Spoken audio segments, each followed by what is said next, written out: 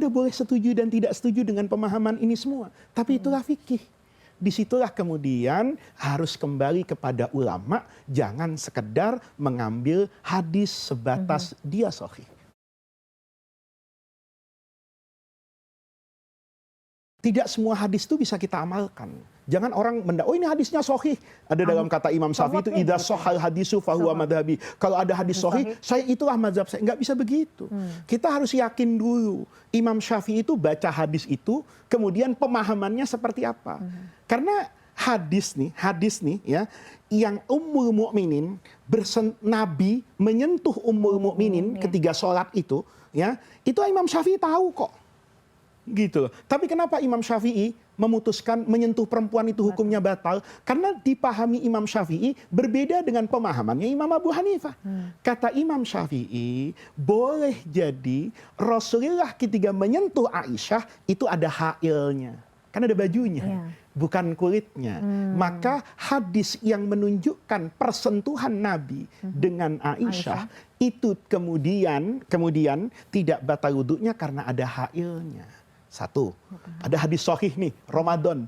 Nabi itu mencium Aisyah, kemudian keluar ke masjid, sholat. Kata Imam Syafi'i, kan hadis itu cuma menceritakan bahwa mencium perempuan sebatas kasih sayang bukan nafsu itu tidak membatalkan puasa. Soal di masjid Nabi wudhu lagi siapa yang tahu? Kata Imam Ahmad, nggak ada dalilnya kok Nabi wudhu lagi. Sama kata Imam Syafi'i, juga tidak ada dalilnya yang menunjukkan Nabi. Oleh karena itu pemahamannya berbeda. Jadi nggak semua hadis sahih itu kemudian dicomot. Ada hadis nih, ya. Dulu Nabi itu hadisnya jelas tuh.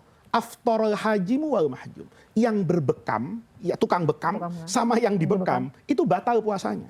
Hadisnya sahih. Tapi Imam Syafi'i katakan enggak. Berbekam itu tidak membatalkan puasa, baik buat yang bekam maupun yang dibekam. Kenapa demikian? Lihat lagi nih, ada hadis lain. Nabi itu berbekam dalam keadaan puasa. Tidak ada penjelasan Nabi kemudian puasanya batal, atau yang berbekam juga puasanya batal. Maka ramuan Imam Syafi'i, ini hadis pertama, ini hadis kedua. Yang kedua itu menghapus yang pertama. Atau ada takwilnya. Bisa jadi yang membekam itu kemudian terkena darah, mulutnya misalnya masuk ke kerongkongan jadi batal.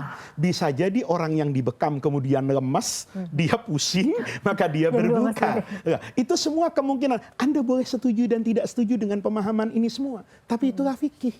Disitulah kemudian harus kembali kepada ulama, jangan sekedar mengambil hadis sebatas dia sahih. Kalau ada orang menyalahkan Imam Syafi'i, sudahkah dia belajar seperti Imam Syafi'i? Sudahkah dia memiliki fondasi keilmuan seperti Imam Syafi'i? Jangan hanya karena pengetahuan, bukan ilmu nih. Pengetahuan seperti baca buku 1 bulan, 2 bulan, setahun, 2 tahun, jadi LC, jadi MA, jadi doktor, kemudian bisa menyalah-nyalahkan orang yang punya dedikasi keagamaan seperti ini. Jadi harus juga rendah hati dalam menyikapi ilmu ini. Islam itu tidak dibangun dengan hadis sahih. Islam itu tidak dibangun sekedar dengan ayat Quran. Islam itu dibangun dengan ilmu. Ilmu yang berkaitan dengan Quran, ilmu yang berkaitan dengan hadis, nanti melahirkan begitu banyak cabang keilmuan. Anda belum belajar di sana, jangan mentahbiskan diri Anda sebatas sarjana agama, sebatas pernah belajar di Timur Tengah, sebatas pernah berguru sekian tahun, sebelum Anda menuntaskan itu semua. Belajarlah berakhlak, selalu merasa bahwa kemampuan kita terbatas, beri spasi dan ruang untuk pemahaman orang lain, sehingga kita bisa menjadi bijaksana.